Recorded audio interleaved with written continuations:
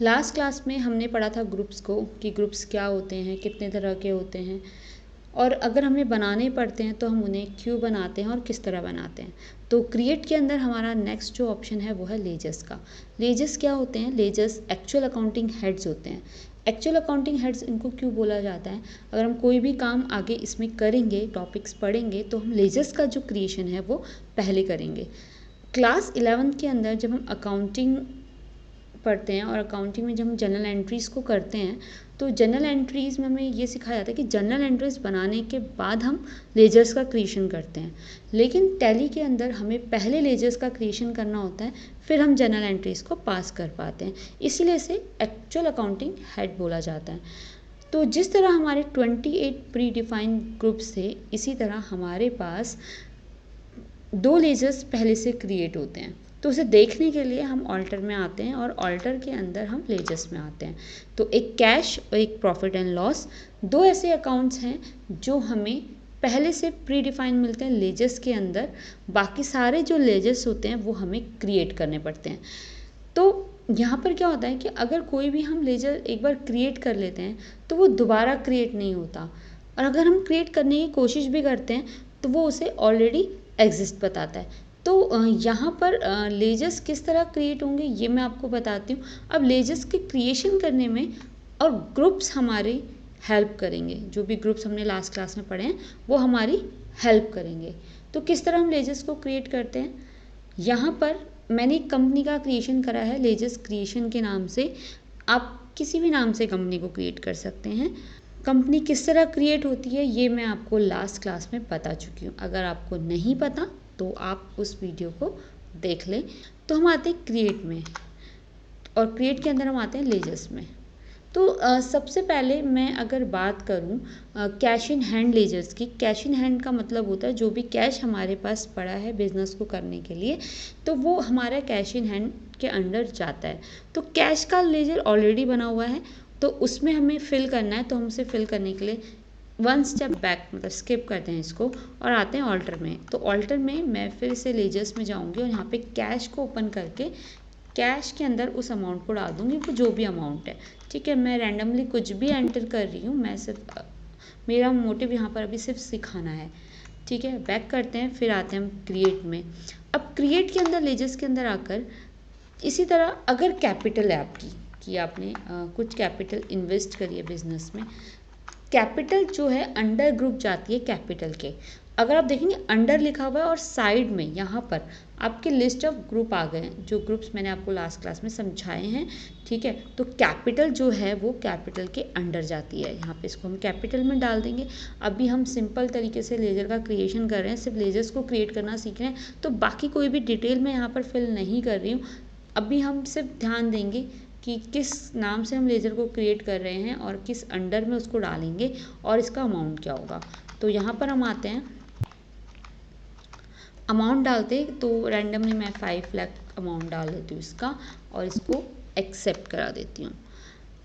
अगर मैं बात करूँ परचेज़ की, तो परचेज़ भी हमारे सेम परचेज़ में जाती है। लिस्ट ऑफ ग्रुप से मैंने परचेज़ को एक्सेप्ट कराया। यहाँ पर एंटर करते हुए मैं नीचे आऊँगी और जितने की भी मेरी परचेज़ है उसको अमाउंट को मैं एंटर कर दूँगी।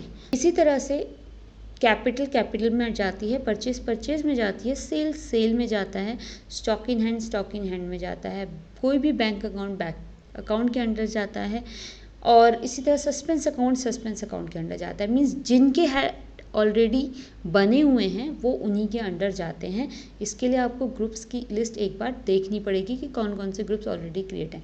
फिर अगर हम बात करें रेंट की, ठीक है, तो मैंने आपको समझाया है कि रेंट क्या होता है, एक तरह का इनडायरेक्ट एक्सपेंस है। ये क्यों है इसके लिए आप लास्ट वीडियो को देख लेना। ठीक है, तो इनडायरेक्ट एक्सपेंस में हम इसे डालेंगे और यहाँ से हम इसे एंटर करते हुए जो भी हमारा रेंट है वो रेंट यहाँ पर हम एंटर कर देंगे। इसी तरह से सैलरी हो गई एम्प्लॉय की, तो सैलरी भी इनडायरेक्ट है, इसको एक्सेप्ट कराते हैं और यहाँ पर जो भी इसका अमाउंट होगा वो अमाउंट हम यहाँ पर डालेंगे और इसे एक्सेप्ट कराएंगे। इसी तरह से वेजेस होती है मजदूरी, ये एक तरह का डायरेक्ट एक्सपेंस है और डायरेक्ट एक्सपेंस को मैं एंटर कराती हूँ। यहाँ से एंटर करते हुए मैं इसके अमाउंट को फिल कर लेती हूँ और इसे एक्सेप्ट करा देती हूँ। इसी तरह से अगर मैं बात करूं फर्नीचर की,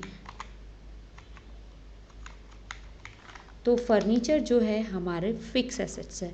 तो यहाँ पर F प्रेस करती हूँ और ये हाईलाइट हो जाएगा और इसको मैं यहाँ पर एक्सेप्ट करा देती हूँ। तो फर्नीचर जितने का भी आपने लिया है उसका अमाउंट यहाँ पर एंटर कर देना। अब बात हम करते हैं हमारे सन्ड्री क्रेडिटर्स या डेब्टर्स की।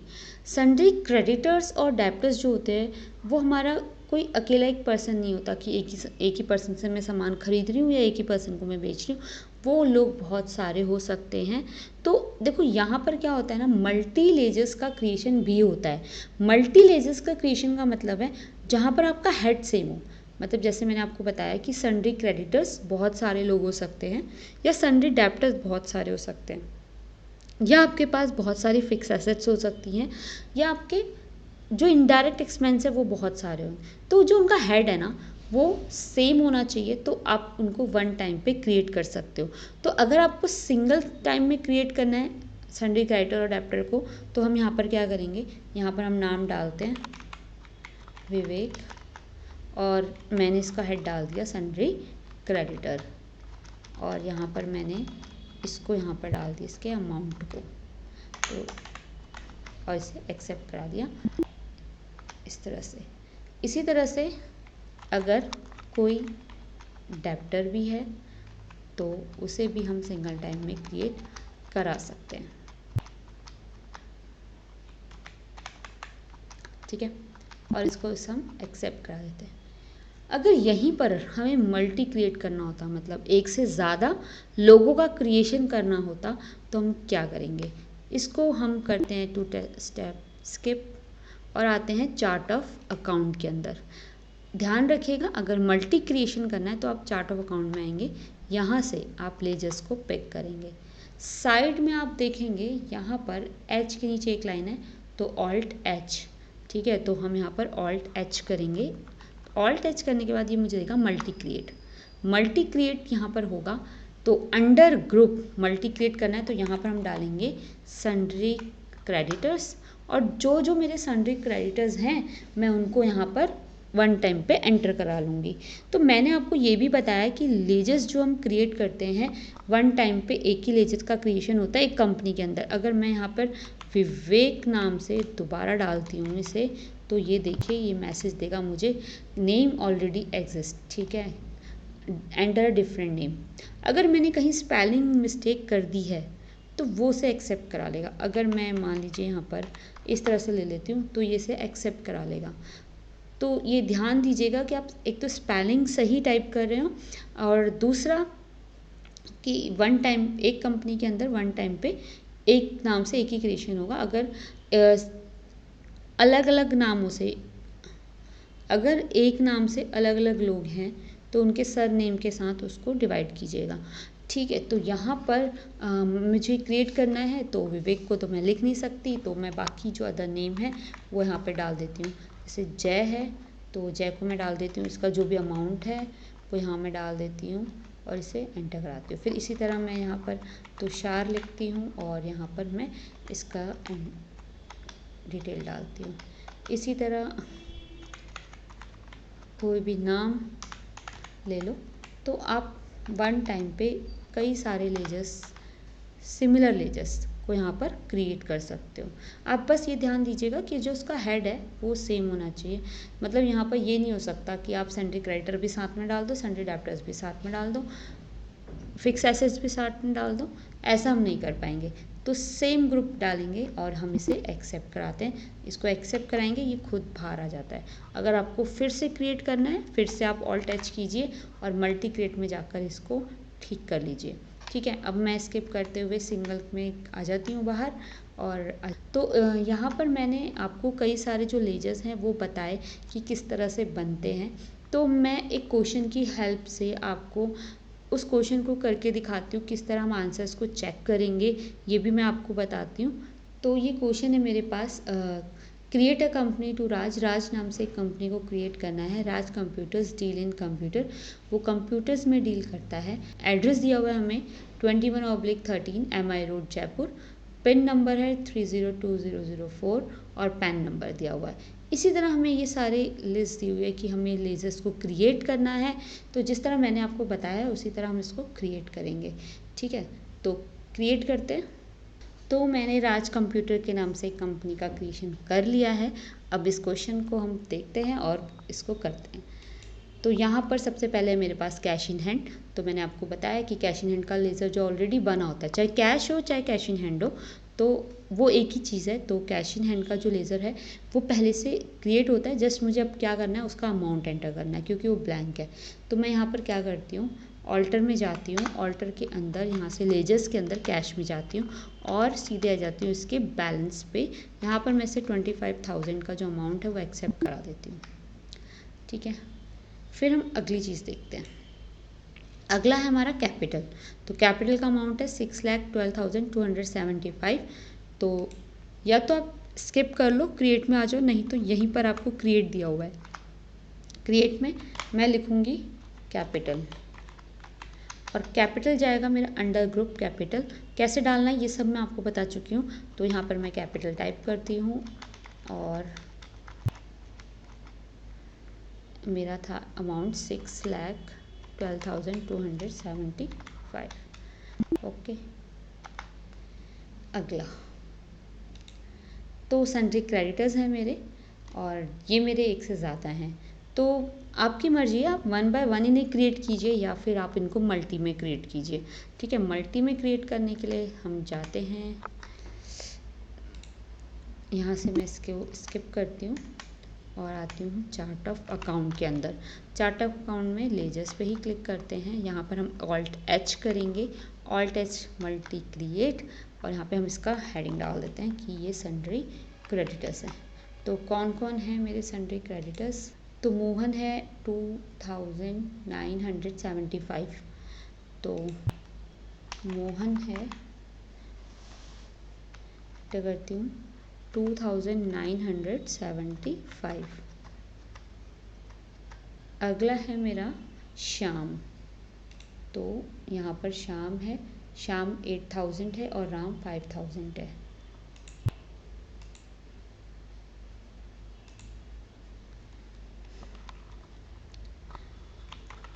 श्याम 8,000 और राम मेरा 5,000 है।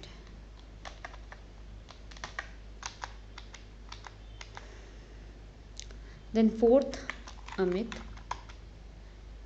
अमित 5,000 और इसी तरह से इसमें है प्रीति। तो प्रीति 22,725 इसका अमाउंट है। एक बार फिर से क्वेश्चन को देख लेते हैं। ठीक है, तो ये जो दिया ये टोटल इन सब का, ये बैलेंस नहीं चढ़ेगा, इन सब को ऐड करके ये आएगा। तो ठीक है, यहाँ पर मैं इसको एक्सेप्ट करा देती हूँ। और इसी तरह क्वेश्चन में मेरे पास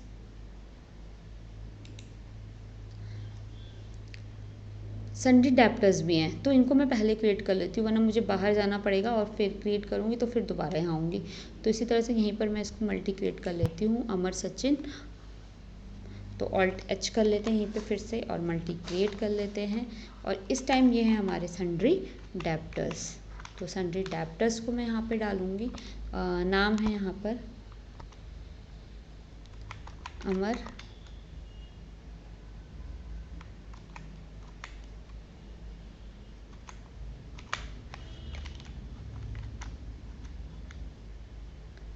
फिर है सचिन,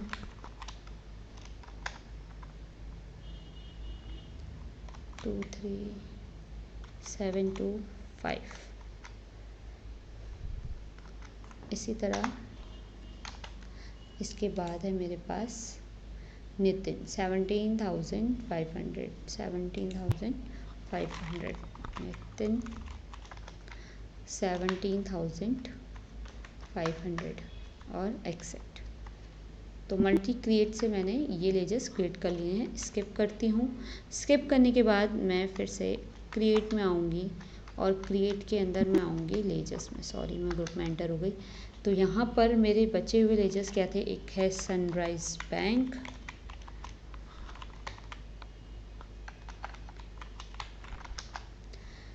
तो सनराइज बैंक में मेरा 25,000 का अमाउंट है, और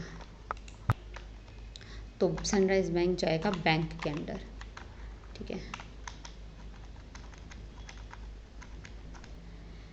किसी भी चीज़ को समझने के लिए वीडियो को कंप्लीट तरीके से देखिएगा, क्योंकि अगर बीच में स्किप करेंगे वीडियो को तो हो सकता है कि वो दोबारा से रिपीटेड ना हो, तो वो फिर आपके समझ में नहीं आएगी। क्वेश्चन में हम देखें तो आगे है हमारे पास ओपनिंग स्टॉक,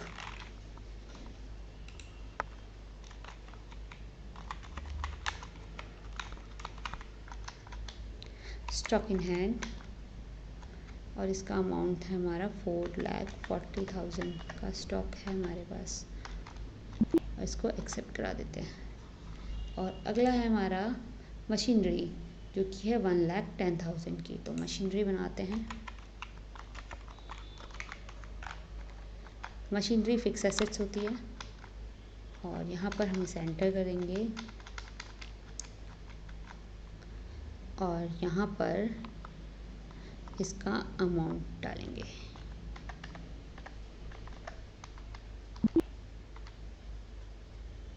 तो हमारा क्वेश्चन कंप्लीट हो चुका है। अब हम इसके आंसर को चेक करते हैं। आंसर चेक करने के लिए स्किप करते हैं, गेटवे ऑफ टैली में आएंगे और नीचे आएंगे डिस्प्ले मोर रिपोर्ट्स में।